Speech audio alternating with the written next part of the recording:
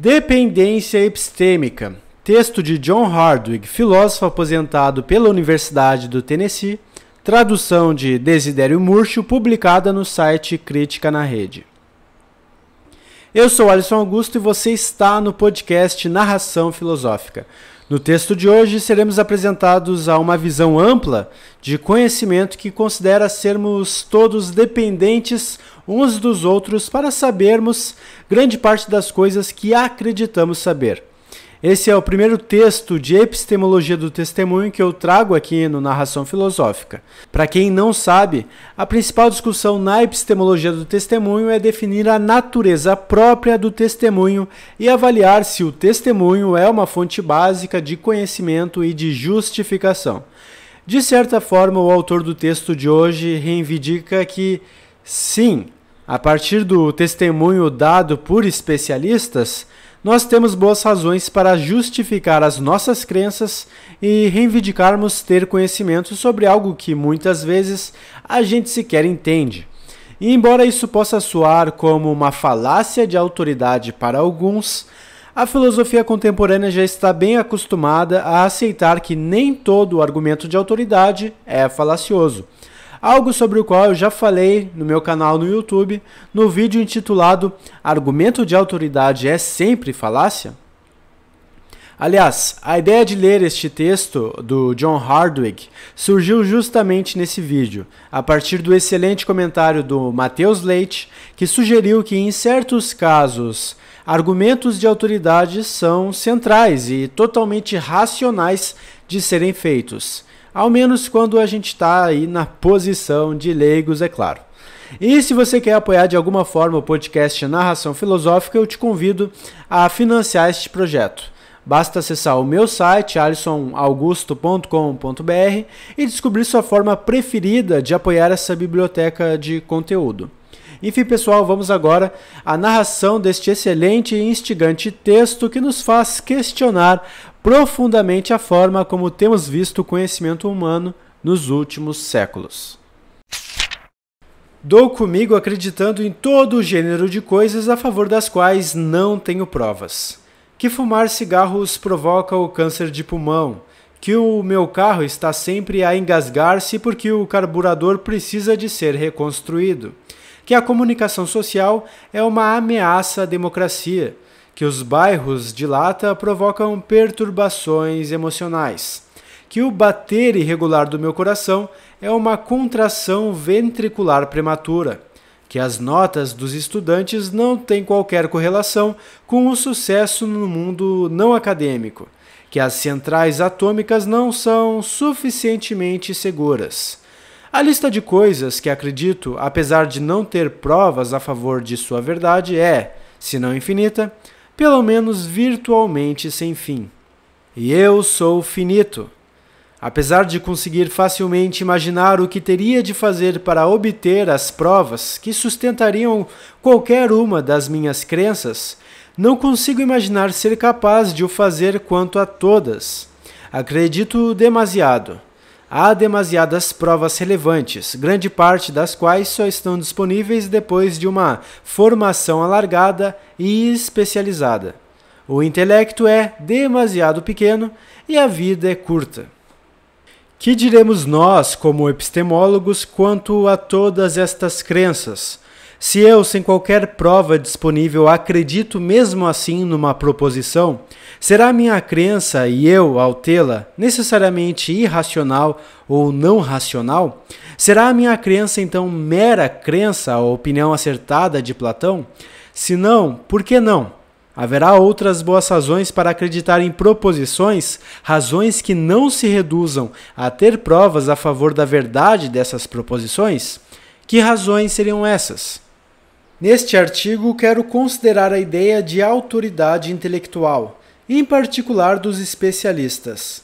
Quero explorar a lógica ou estrutura epistêmica de um apelo à autoridade intelectual e o modo como tal apelo constitui uma justificação para acreditar e saber. Dividi o artigo em 3 partes. Na primeira, defendo que se pode ter boas razões para acreditar numa proposição caso se tenha boas razões para acreditar que há quem tenha boas razões para acreditar nela e que, consequentemente, há um tipo de boa razão para acreditar que não constitui uma prova a favor da verdade da proposição.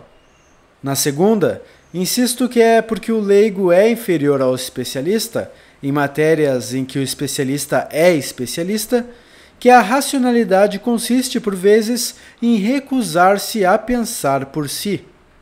Na terceira, aplico os resultados destas considerações ao conceito de conhecimento e defendo que a relação especialista-leigo é essencial para a procura científica e acadêmica do conhecimento. Se eu tiver razão, os apelos à autoridade epistêmica são essencialmente ingredientes de grande parte do nosso conhecimento. Os apelos à autoridade de especialistas fornecem muitas vezes justificação à alegação de que se conhece, além de fundamentarem a crença racional. Ao mesmo tempo, contudo, a superioridade epistêmica do especialista relativamente ao leigo implica a sua autoridade racional sobre o leigo, comprometendo a autonomia intelectual do indivíduo e obrigando a um reexame da nossa noção de racionalidade. O individualismo epistêmico implícito em muitas das nossas epistemologias é assim posto em questão, tendo impactos importantes na maneira como entendemos o conhecimento e o conhecedor, assim como na nossa concepção de racionalidade. Primeira parte. Restringindo-nos aqui e ao longo do artigo à crença e ao conhecimento de proposições a favor das quais há provas, suponha-se que há boas razões para acreditar numa proposição, que P. Que tipos de coisas podem ser boas razões para acreditar que P? A resposta habitual a esta pergunta é em termos de provas, definindo-se provas aproximadamente como seja o que for que conta para estabelecer a verdade de P. Isto é, argumentos sólidos, assim como informação factual. Há provas, pois, a favor de P, mas não se segue que toda a gente as tem ou sequer que pode tê-las. Suponha-se que uma pessoa A tem boas razões, provas, para acreditar que P, mas uma segunda pessoa, B, não as tem. Neste sentido, B não tem razões, ou não tem razões suficientes para acreditar que P. Contudo, suponha-se também que B tem boas razões para acreditar que A tem boas razões para acreditar que P. Tem, então, B, ipso facto, boas razões para acreditar que P? Se as tem, a crença de B fundamenta-se epistemicamente num apelo à autoridade de A e na crença de A. E, caso aceitemos isto, conseguiremos explicar como a crença de B pode ser mais do que uma mera crença. Como pode, na verdade, ser racional. E como B pode ser racional ao acreditar que P. E os nossos problemas ficarão resolvidos. Ou é agora que começam? É agora que começam porque enfrentamos então a perspectiva, que até agora não foi tida em consideração pelos epistemólogos, de um tipo muito estranho de boa razão para acreditar, numa razão que não constitui uma prova a favor da verdade de P. Podemos ver este aspecto fazendo notar duas coisas. A primeira é que, apesar de as provas de A contarem a favor do estabelecimento da verdade de P, as provas a favor de P não são mais fortes depois de B descobrir que A tem essas provas do que o eram antes de B ter conhecimento de A e de suas razões. A segunda é que a cadeia de apelos à autoridade tem de acabar a algures, e para que a cadeia completa de apelos seja epistemicamente sólida, tem de acabar em alguém que tenha as provas necessárias, dado que as alegações de conhecimento não podem ser estabelecidas por apelo à autoridade, nem investigando o que as outras pessoas acreditam acerca delas. Mas B tem de ter algumas boas razões para sustentar a sua crença de que P, pois, caso contrário, será uma mera crença. A opinião certeira de Platão, de novo. B tem boas razões, certamente. De fato, tem provas. Mas as suas provas não contam para estabelecer a verdade de P. Só contam para estabelecer que A, ao contrário do próprio B, sabe do que fala quando diz que P. Como pode B ter boas razões para acreditar que A tem boas razões para acreditar que P, quando o próprio B não tem provas de que P? É fácil. B tem boas razões para acreditar que A levou a cabo o inquérito necessário para ter provas para acreditar que P. Se o inquérito necessário for suficientemente simples, a crença de B de que P pode ser fundamentada em A, apesar do fato de não considerarmos que A é um especialista. Por exemplo, se o funcionário da estação de serviço que verifica o óleo do meu carro me informasse que está ok, eu acreditaria nele, mas não consideraria que ele é um especialista. Contudo, os casos epistemologicamente mais interessantes são os que envolvem conhecimento especializado, casos em que B tem uma boa razão para acreditar que A é um especialista acerca de ser ou não ser verdadeiro que P, em resultado de um inquérito que foi contínuo, prolongado e sistemático. O apelo do leigo à autoridade intelectual do especialista, a sua dependência epistêmica com respeito a ele e a sua inferioridade intelectual, em matérias acerca das quais o especialista é especialista, expressam-se todas na fórmula com que temos estado trabalhando. B tem boas razões para acreditar que A tem boas razões para acreditar que P.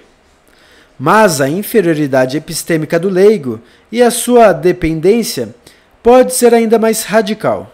Em muitos casos, pode ser necessária uma formação alargada e uma competência especial antes de B poder conduzir o inquérito necessário. E, sem esta formação nem competência, B pode ser incapaz de entender as razões de A ou, ainda que as entenda, pode não ser capaz de ver o que as faz serem boas razões. Michael Polanyi e Harry Prosch formulam a primeira parte deste aspecto dramaticamente, extraindo seus exemplos das ciências físicas. A concepção popular de ciência diz que esta é uma coleção de fatos observáveis que qualquer pessoa pode verificar por si. Vimos que isto não é verdadeiro no caso do conhecimento especializado, como aquele que é necessário para diagnosticar uma doença. Além disso, não é verdadeiro nas ciências físicas. Em primeiro lugar, por exemplo, um leigo não pode, de modo algum, deitar mão do equipamento para testar uma afirmação factual de astronomia ou química.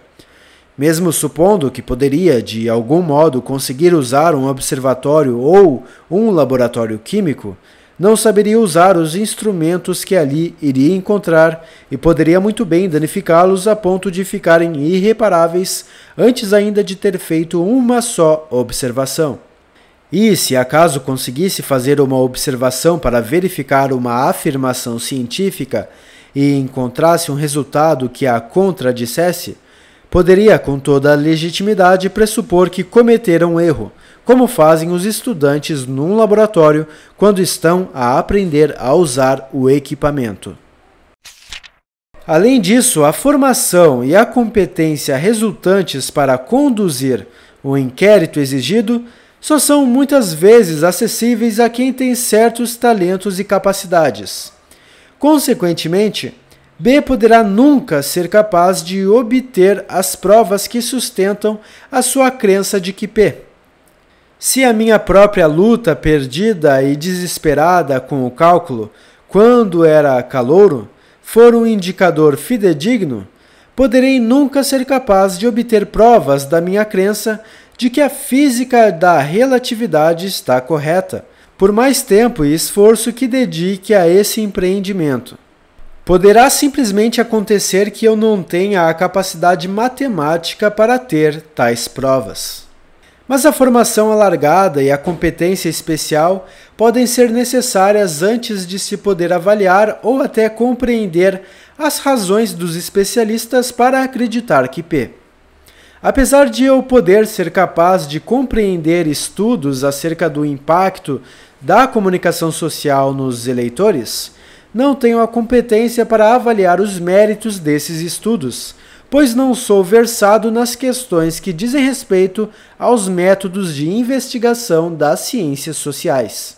E, sem essa exigida formação e capacidade matemáticas, não posso sequer ler os livros e artigos que sustentam a minha crença de que a física da relatividade está correta. Consequentemente, se o leigo B não fez o inquérito que forneceria provas da sua crença de que P, não tem a competência para fazê-lo e talvez não possa sequer adquiri-la, é incapaz de avaliar os méritos das provas fornecidas pelo inquérito especializado de A, e pode nem sequer ser capaz de compreender as provas e como sustentam elas a crença de A de que P, poderá B, apesar disso, ter boas razões para acreditar que A tem boas razões para acreditar que P? Penso que sim. Nesse caso, será de concluir que a crença de B de que P tem justificação racional? Penso que sim, reconhecendo que as crenças de B têm melhores fundamentos epistêmicos que outras crenças que consideraríamos simplesmente irracionais ou não racionais. Muitos epistemólogos podem ser tentados a rejeitar esta conclusão porque ela diverge tanto da perspectiva comum acerca da natureza da crença racional. Mas eu penso que temos de dizer que a crença de B tem justificação racional, ainda que ele não saiba quais são as razões de B, nem as compreenda.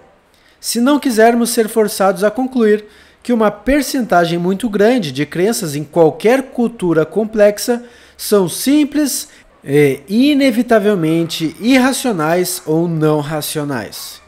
Pois em tais culturas, sabe-se mais coisas relevantes para a verdade das crenças do que alguém poderia saber por si só.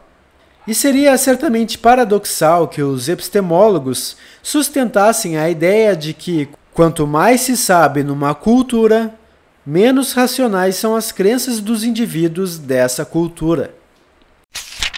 Segunda parte. Apesar de tudo, a aceitação do individualismo epistemológico custa a morrer. Poderá muito bem ressurgir disfarçado de uma sugestão acerca da postura apropriada de um leigo responsável e racional em relação ao especialista. Se não estou presentemente em posição de saber quais são as boas razões do especialista para acreditar que P, nem de compreender por que são boas, não estou obviamente em posição de verificar a precisão do que me diz. Que postura devo então assumir? Uma sugestão plausível e tentadora é que, se eu penso que tenho a capacidade exigida, devo informar-me de modo a poder avaliar quão fidedignos são os relatos do especialista, escapando assim da minha dependência relativamente a ele e voltando a ter a minha autonomia intelectual. A ideia por detrás desta sugestão está no coração de um modelo do que significa ser uma pessoa intelectualmente responsável e racional. Modelo que é muito bem captado pela afirmação de Kant de que uma das 3 regras básicas ou máximas para evitar o erro ao pensar é pensar por si. Este é, parece-me, um modelo extremamente difundido de racionalidade. Está subjacente à dúvida metódica de Descartes. Está implícito na maior parte das epistemologias. Afeta o modo como temos pensado sobre o conhecimento. Deste ponto de vista, o próprio núcleo da racionalidade consiste em preservar e aderir ao nosso próprio juízo independente. Pois como podemos ter a certeza de que estamos a ser informados em vez de desinformados se não ajuizarmos? Mas eu sustento que este modelo fornece um ideal romântico completamente irrealista e que, na prática, tem como resultado crenças e juízos menos racionais. Eu poderia, na verdade, libertar-me da dependência epistêmica relativamente a alguns especialistas. Caso eu tenha suficiente talento, talvez consiga libertar-me do apoio num dado especialista. Mas, se me dedicasse à autonomia epistêmica completa, só conseguiria ter crenças relativamente mal informadas, nada fidedignas, grosseiras, não testadas e, portanto, irracionais. Para ser racional, nunca consigo evitar alguma dependência epistêmica relativamente aos especialistas, devido ao fato de acreditar em mais do que aquilo acerca do qual me posso informar completamente. Uma vez mais, pois, se não estou em posição de saber quais são as razões do especialista para acreditar que P e por que são boas, que postura devo assumir relativamente a ele? Se não sei estas coisas, também não estou em posição de determinar se é realmente um especialista. Se fizesse as perguntas adequadas, poderia ser capaz de detectar alguns charlatões, impostores ou incompetentes, mas só os mais óbvios. Por exemplo, posso suspeitar que o meu médico é incompetente, mas em geral teria de saber o que os médicos sabem para confirmar ou afastar a minha suspeita. Assim, temos de enfrentar as implicações do fato de os leigos não compreenderem completamente o que constitui boas razões no domínio da opinião especializada. É de conceder que posso fazer algumas averiguações sobre um dado especialista e talvez consiga obter uma hierarquização de vários, apoiando-me noutros especialistas. Se o meu médico me diz que devo consultar um cardiologista, posso perguntar a ele e a outros médicos da comunidade acerca dos cardiologistas locais. Ou, se quero saber os efeitos da comunicação social nos eleitores, posso ir ao Departamento de Ciência Política e perguntar quem fez o melhor trabalho nesta área e se esse trabalho recebeu algumas críticas significativas. Estas averiguações sobre os especialistas e a sua hierarquização pode exprimir-se alargando a nossa fórmula e a sua sugerida cadeia de autoridade. B tem boas razões para acreditar que C tem boas razões para acreditar que A tem boas razões para acreditar que P. Contudo, ao apelar a tal hierarquização de especialistas, não readquiri a minha autonomia epistêmica e deixei de me apoiar em especialistas. Só alarguei e refinei esse apoio. Nem poderia readquirir a minha autonomia epistêmica em todos os casos, sem acreditar com base em razões relativamente rudimentares e não testadas. É também de conceder que, se não sei quem são os especialistas e não tenho maneira de descobri-lo, não terei maneira de apelar à cadeia de autoridade. Não saberei então quem tem boas razões para acreditar que P, por quem devo ter deferência, ou de quem é a opinião que me dará boas razões para acreditar que P, se é que há alguma. Isto acontece por vezes e, nesses casos, a deferência racional torna-se impossível.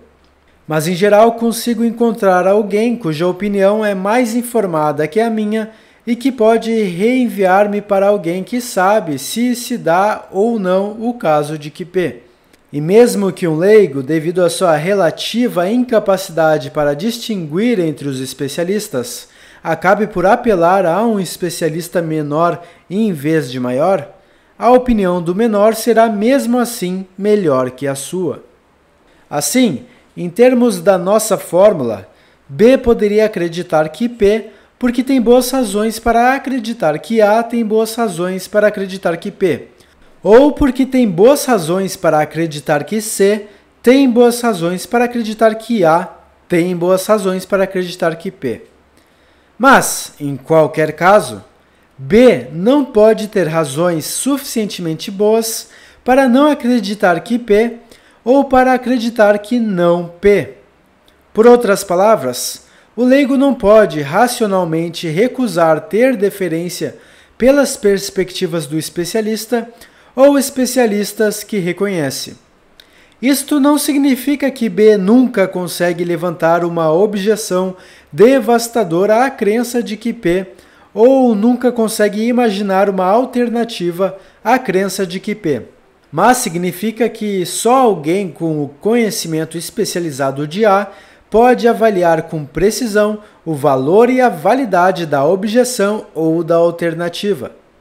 Interrogado pelo leigo, o especialista pode admitir a cogência de um dado ponto, mas ele e os seus colegas especialistas têm de ajuizar se é cogente e relevante, dado que só eles compreendem completamente o que está envolvido nos métodos, técnicas, premissas e bases da formação e inquérito do especialista, e como estes afetam a crença resultante.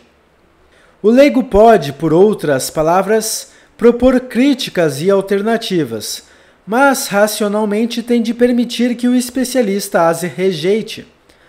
Pois numa conversa com um especialista, em contraste com um diálogo entre congêneres, o tribunal de última instância pertence somente a uma das partes, em virtude da sua maior competência para levar a cabo o inquérito acerca do assunto relevante e o seu maior compromisso para o fazer. O leigo racional reconhece que o seu próprio juízo, sem informação que resulte de formação e inquérito, é racionalmente inferior ao do especialista e ao da comunidade de especialistas em nome da qual o especialista geralmente fala, e, consequentemente, pode ser sempre racionalmente impugnado. Reconhecendo que o tribunal de última instância não está em si, o leigo pode simplesmente ter de aceitar o fato de a sua objeção não ser boa, ainda que continue a parecer-lhe boa.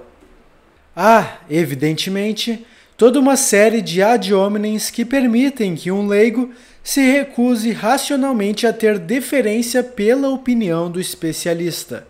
O leigo pode afirmar que o especialista não é uma testemunha desinteressada, neutra, que o seu interesse no resultado da discussão torna o seu testemunho preconceituoso, ou que não está de boa fé, que está a mentir, por exemplo, ou que se recusa a admitir um erro nas suas perspectivas, porque essa admissão teria tendência para enfraquecer a reivindicação de que tem uma competência especial, ou que está a proteger os seus colegas, ou a ceder perante a pressão social de quem trabalha no seu campo, etc., etc. Tais ad hominems não são sempre falaciosos, e por vezes fundamentam realmente a recusa racional de ter deferência pelas afirmações dos especialistas. Mas uma característica interessante desses ad hominems é que parecem muito mais admissíveis, importantes e incriminatórios nas discussões de um leigo com especialistas, e talvez o sejam, do que nos diálogos entre colegas. Não é muito importante que os nossos colegas sejam tendenciosos ou que tenham má fé, acabarão por ser apanhados. Os méritos dos seus argumentos podem ser testados e avaliados ao invés de serem apenas aceites. Com a exceção, frequentemente uma exceção importante desses ad hominems, não vejo maneira de evitar a conclusão proposta, que o leigo racional irá reconhecer que, em questões acerca das quais há uma boa razão para acreditar que há opinião especializada, ele deve, metodologicamente, não decidir por si. A sua postura nestas matérias consistirá habitualmente, se ele for racional, em ter deferência racional pela autoridade epistêmica do especialista. Caso se objete que, em casos em que a opinião dos especialistas se divide, o leigo não terá qualquer método para decidir se haverá de acreditar ou não que P, é de conceder que as coisas são mesmo assim. Mas, nesses casos, o leigo racional, reconhecendo que o seu próprio inquérito relativamente casual e rudimentar não tem competência para decidir questões que mesmo o inquérito persistente dos especialistas não consegue decidir, reconhecerá também que está perante uma situação em que terá de suspender a crença ou, se isto for impossível ou indesejável, chegar à crença por meio de alguma maneira que é de admitir não ser racional. E caso se objete que o leigo B pode ter boas razões para acreditar que P, mesmo que seja falso que P, e mesmo que o especialista A não tenha boas razões para acreditar que P, também isto é de conceder. Pois B será por vezes enganado pela afirmação fraudulenta ou errada de que se trata de um especialista, apesar da tentativa cuidadosa para determinar que A é realmente um especialista acerca de P. E, além disso, não há simplesmente garantia alguma de que as perspectivas, mesmo dos melhores especialistas atuais, coincidam com a verdade final. A conclusão de que é por vezes irracional pensar por si, que a racionalidade por vezes consiste em ter deferência pela autoridade epistêmica e, consequentemente, em aceitar passiva e acriticamente o que nos é dado para acreditar, parecerá estranha e inaceitável a quem tem apego pelo individualismo epistêmico, pois faz erudir o seu paradigma de racionalidade. A quem não o tem, poderá parecer demasiado óbvio para merecer tanta elaboração. Mas, em qualquer caso, defendo que devemos reformular as nossas epistemologias e as nossas abordagens da racionalidade para que se harmonizem com este fato importante da vida moderna. Terceira e última parte. Apesar de a discussão anterior ser obviamente relevante para a palavra maior da epistemologia, saber, evitei astutamente usá-la até agora. Mas a relevância para a discussão é clara, dada a análise canônica de A sabe que P, em termos de, primeiro, A acredita que P, segundo, A tem boas razões para acreditar que P e, terceiro, é verdadeiro que P. A terceira condição é comumente considerada a crucial e ameaça tornar toda a análise inaplicável ao conhecimento, pois A pode ter boas razões para acreditar que P, apesar de P ser falsa, e B pode ter boas razões para acreditar que A tem boas razões para acreditar que P, uma vez mais, ainda que seja falso que P. Contudo, esta terceira condição não é a minha preocupação principal, pois eu defenderia uma concepção falibilista de conhecimento. Quero, ao invés, deter a atenção na mais negligenciada segunda condição da análise anterior de A sabe que P. Parece plausível que tanto A como B têm de ter razões melhores ou mais completas para saber que P do que as necessárias para ter apenas boas razões para acreditar que P, pois algumas crenças, ainda que racionais, não estariam suficientemente bem fundadas para serem consideradas conhecimento, mesmo numa concepção falibilista de conhecimento. Assim, parece razoável sustentar que há uma progressão de 1. Acreditar que P, mera crença ou opinião acertada, para 2. Ter boas razões para acreditar que P, aí seria uma crença racional. E daqui para 3, saber que P. O que acontece, pois, caso se insira saber, em vez de tem boas razões para acreditar, na nossa fórmula, isto é, B sabe que A sabe que P? Será possível saber vicariamente, digamos, ou terá quem sabe, em contraste com quem tem uma mera crença racional, de andar pelas suas próprias pernas epistêmicas? Defendi anteriormente que B pode ter boas razões para acreditar que P, sem ter quaisquer razões diretas ou provas a favor de P. Acontecerá o mesmo com o conhecimento? Ou terá B de saber que P antes de poder saber que A sabe que P, bloqueando assim um apelo ao conhecimento de A como base e justificação da sua própria pretensão de que sabe? Por outras palavras, Recordando a distinção anterior entre ter provas de que P e outro tipo de boa razão para acreditar que P, tem B de ter as provas da verdade de P para saber que P? Ou pode o conhecimento, como a crença racional, basear-se num apelo à autoridade epistêmica? Suponha-se que alguém me diz algo que é verdadeiro sem me dar provas da sua verdade. Talvez A me diga que a vitamina B17 não cura o câncer sem me dar os estudos que o provam, para não falar dos dados concretos em que os estudos se baseiam. Mas suponha-se que tenho boas razões para acreditar que A é uma autoridade no campo da investigação do câncer e por isso acredito no que me diz. Será então que eu sei que a vitamina B17 não cura o câncer? Ou consegui algo muito inferior ao conhecimento, talvez apenas opinião acertada ou crença racional? Se o sei, é possível saber que P sem ter provas de sua verdade. Mas isso parece paradoxal ou contraintuitivo, pois, nos casos sob consideração, as provas são relevantes para estabelecer conhecimento, mas estamos perguntando se é possível ter este conhecimento sem as provas relevantes. Ainda mais paradoxal é a ideia de que B pode saber que P, apesar de não compreender que P. Suponha-se que uma autoridade eminente de física das partículas me diz que um quark é uma partícula fundamental, e suponha-se que isto é verdadeiro.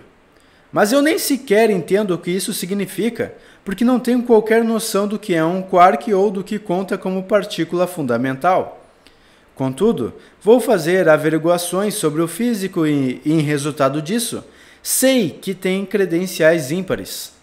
Poder-se-á então dizer que sei que um quark é uma partícula fundamental, apesar de nem sequer compreender o que sei? Em suma, devemos dizer que B pode 1. Saber que P ao saber que A sabe que P, e 2.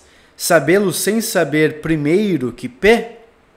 Devemos dizê-lo ainda que isto implique que B pode saber que P sem ter provas a favor de P e talvez sem compreender sequer P. Em vez de tentar responder diretamente a estas perguntas, irei defender que muito do que queremos considerar conhecimento repousa na estrutura epistêmica expressa pela fórmula B sabe que A sabe que P. Irei então oferecer duas conclusões e deixar que o leitor decida qual delas é mais epistemologicamente atraente. Os cientistas, investigadores e acadêmicos são, pelo menos por vezes, conhecedores, e todos estes conhecedores se apoiam nos ombros uns dos outros do modo expresso pela fórmula B sabe que A sabe que P. Estes conhecedores não poderiam fazer o seu trabalho sem pressupor a validade de muitas investigações que não podem, por razões de competência e também de tempo, validar por si próprios. Os cientistas, por exemplo, pura e simplesmente não repetem as experiências dos colegas, a menos que seja importante e que tenha algo de suspeito. Além disso, seria impossível, seja quem for, chegar ao topo da investigação em, digamos, física ou psicologia, caso se apoiasse apenas nos resultados do seu próprio inquérito ou caso insistisse em avaliar por si as provas por detrás de todas as crenças que aceita no seu campo. Assim, se os cientistas, investigadores e acadêmicos têm conhecimento, a relação leigo-especialista está presente também no seio da estrutura do conhecimento e um especialista o é, em parte, porque muito frequentemente assume o papel de leigo no seio do seu próprio campo. Além disso, a investigação em muitos campos é cada vez mais feita por equipes e não por indivíduos. Por exemplo, não é incomum que o título de um artigo que relata resultados experimentais na física de partículas tenha o seguinte aspecto. Pessoal, vou interromper aqui a leitura do texto rapidinho só para explicar que agora o autor está se referindo a um artigo que leva cerca de, eu não sei quantos aqui, mas são várias dezenas, eu acho, de autores, de pesquisadores, e ele está tentando provar que é impossível fazer esse tipo de pesquisa sozinho. Então, qualquer indivíduo sozinho aqui não poderia ter o conhecimento suficiente para compreender tudo que está rolando aqui. Mas vamos voltar aqui para a leitura do texto, valeu? William Bugg, professor de física na Universidade do Tennessee, em Knoxville, e um dos seus participantes, explicou como se faz experiências desse gênero. A experiência, que registrou ocorrências de charmes e mediu a longevidade das partículas com charme, foi apenas uma de uma série que custaram talvez 10 milhões de dólares. Depois de obter financiamento, gastou-se cerca de 50 homens-hora para fazer o equipamento requerido e os aperfeiçoamentos necessários no acelerador linear de Stanford. Depois, aproximadamente 50 físicos trabalharam talvez 50 homens-ano coligindo os dados para a experiência. Quando os dados foram obtidos, os experimentalistas dividiram-se em 5 grupos geográficos para analisar os dados, um processo que envolveu ver 2,5 milhões de imagens, fazer medições de 300 mil acontecimentos interessantes e inserir os resultados em computadores para isolar e medir 47 ocorrências de charmes. O grupo da costa ocidental, que analisou cerca de 1/3 dos dados, incluía 40 físicos e técnicos que gastaram cerca de 60 homens-ano na sua análise. Obviamente, nenhuma pessoa individual poderia ter feito esta experiência. De fato, Bugg relata que nenhuma universidade ou laboratório nacional poderia fazê-lo, e muitos dos autores de um artigo como este não saberão sequer como se chegou a um dado número mencionado no artigo. Além disso, ainda que uma pessoa pudesse saber e viver o suficiente para fazer tal experiência, seria absolutamente em vão tentar fazê-lo, pois os seus resultados ter-se-iam tornado obsoletos muito antes de chegar ao fim da experiência. Apesar de Bugg ter confiança nas medições da longevidade das partículas com charme levadas a cabo pela equipe, calcula que dentro de 3 anos outro grupo irá descobrir alguma técnica que dará resultados consideravelmente melhores. Consequentemente, espera que dentro de 5 anos o artigo não terá qualquer interesse geral.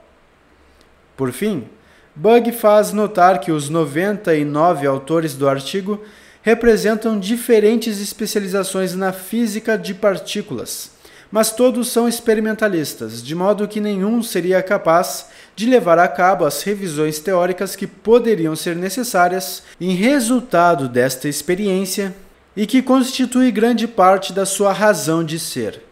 Por outro lado, a maior parte dos teóricos não teriam competência para fazer a experiência, e nem os experimentalistas nem os teóricos têm competência para conceber, construir e fazer a manutenção do equipamento sem o qual a experiência não poderia ser levada a cabo.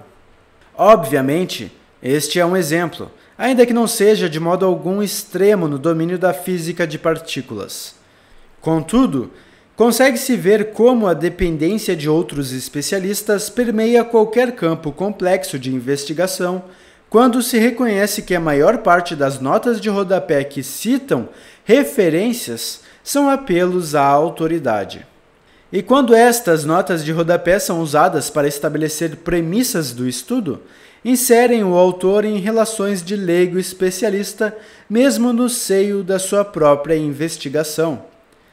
Além disso, o horror que percorre a comunidade científica quando o investigador fraudulento é apanhado é instrutivo, pois o que está em questão não é apenas a confiança pública. Ao invés, cada investigador é obrigado a reconhecer até que ponto seu próprio trabalho se apoia no trabalho alheio, trabalho que ele não verificou por si nem poderia fazê-lo, ainda que seja apenas por uma questão de tempo e despesa. Assim, em muitíssimos casos há claramente no seio da investigação uma rede complexa de apelos à autoridade de vários especialistas. E o conhecimento resultante não poderia ter sido obtido por uma só pessoa.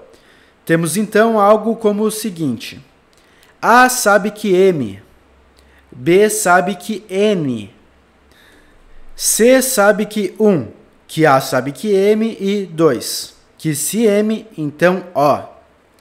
D sabe que 1, que B sabe que N e 2, que C sabe que O e 3, que se N e O, então P. E sabe que D sabe que P. Suponha-se que esta é a única maneira de saber que P e que, além do mais, ninguém que saiba que P sabe que M, N e O, exceto sabendo que outros o sabem. Será que D ou E sabem que P? Há alguém que saiba que P? É esse P conhecido? A menos que se sustente que a maior parte da nossa erudição e investigação científica nunca poderia resultar em conhecimento, devido à metodologia cooperativa do empreendimento, defendo que temos de dizer que P é conhecido em casos como este. Mas se D ou E sabem que P, temos também de dizer que uma pessoa pode saber vicariamente, isto é, sem ter as provas a favor da verdade do que sabe, talvez até sem compreender completamente o que sabe. E esta conclusão exigiria mudanças dramáticas na nossa análise do que o conhecimento tem de ser. Se esta conclusão não é atraente, há outra possibilidade. Talvez quem sabe que P não seja uma pessoa só, mas antes a comunidade composta por A, B, C, D e E. Talvez D e E não tenham o direito de dizer sei que P, mas apenas sabemos que P. Esta comunidade não é redutível a uma classe de indivíduos, pois nenhum deles individualmente sabe que P. Se formos por esta via, poderíamos manter a ideia de que o conhecedor tem de compreender e ter provas a favor da verdade do que sabe. Mas, ao fazê-lo, negamos que quem conhece é sempre um indivíduo ou até uma classe de indivíduos. Esta alternativa pode muito bem apontar para o que Peirce talvez tenha tido em mente quando afirmou que é a comunidade de investigadores que conhece primariamente e que o conhecimento individual é derivado. Esta última conclusão poderá ser a mais atraente epistemologicamente, pois permite-nos salvar a velha e importante ideia de que conhecer uma proposição exige compreendê-la e ter as provas relevantes a favor da sua verdade. Mas não será muito confortável para quem gosta de paisagens desertas, autonomia intelectual ou individualismo epistêmico, pois faz erodir o individualismo metodológico implícito na maior parte da epistemologia. Acredito que é também profundamente inquietante porque mostra até que ponto até mesmo a nossa racionalidade se apoia na confiança, e porque é uma ameaça a alguns dos nossos valores mais acarinhados, a autonomia e responsabilidade individuais, a igualdade e a democracia. Mas isso é uma história para outra ocasião. Assim, se os argumentos deste artigo forem aceites, exige-se algumas mudanças muito básicas nas nossas epistemologias. Temos de reformular a nossa concepção do que significa ser racional, tanto no que diz respeito a crenças como a pessoas. Temos também de concordar que podemos saber sem ter as provas de apoio ou de aceitar a ideia de que há conhecimento que é conhecido pela comunidade, mas não por qualquer conhecedor individual. E aí pessoal, Alisson falando. Então, o que vocês acharam do texto dessa semana? Vocês já tiveram algum contato anterior com esse tipo especializado de discussão filosófica? Eu sou suspeito para falar, mas desde que eu tive o primeiro contato com esse tipo de discussão, quando eu ainda estava na graduação e eu comecei a cadeira de Ciência e Sociedade com o professor Felipe de Matos Miller, que aliás é uma referência aí no campo da epistemologia do testemunho aqui no Brasil, e eu pretendo, claro, trazer textos do professor Miller para cá. Bem, eu simplesmente não consigo deixar de considerar que o testemunho desempenha um papel essencial para qualquer sociedade complexa. Aliás, eu diria que desempenha um papel vital mesmo em sociedades primitivas, pensando aqui em tribos de caçadores-coletores que precisam se apoiar mutuamente na identificação de alimentos, né, de presas, de predadores, de inimigos de outras tribos, enfim. De modo que o mecanismo evolutivo melhor capacitado para auxiliar nessa rede de comunicação é a confiança. O John Hardwick, nesse texto que eu acabei de narrar para vocês, colocou um ultimato, né? Que é o seguinte: ou a gente mantém a visão tradicional de que o conhecimento só pode ser individualizado e é impossível saber algo sem entendê-lo, ou a gente abandona essa visão individualista sobre o conhecimento e a gente aceita uma visão mais comunitária, que carrega como operadora vital a confiança entre os diferentes participantes dessa comunidade. E só para citar um caso pessoal aqui, né, uma anedota, é porque hoje mesmo eu estava assistindo, por uma mera coincidência, ao filme Mãos Talentosas, a história de Ben Carson, que é um neurocirurgião renomado mundialmente por ele conseguir separar bebês gêmeos siameses sem perder a vida de qualquer um desses bebês, né? Ao final do filme, o Carson consegue pensar num plano para salvar esses bebês, e o plano, pelo que eu estou vendo aqui, envolvia se utilizar de cerca de 60 profissionais do hospital, desde neurocirurgiões, cirurgiões plásticos, enfermeiras, técnicos de enfermagem e tantos outros, né? Só para poder efetuar uma única operação que durou horas e horas e envolveu diferentes conhecimentos tão especializados que talvez essas pessoas presentes naquela sala operatória sequer conseguiriam falar sobre esses diferentes conhecimentos, né? De forma a realmente se entenderem.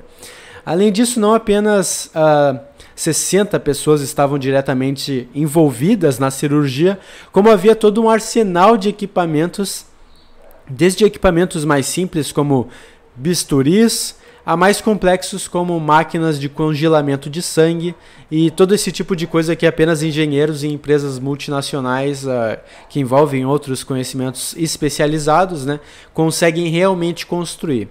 E isso me lembrou do que dizia o economista Milton Friedman sobre como uma única pessoa é incapaz de criar um único lápis, pois todos os ingredientes que vão no lápis, seja a madeira, o grafite, essa tinta, o latão que envolve a borracha, a própria borracha,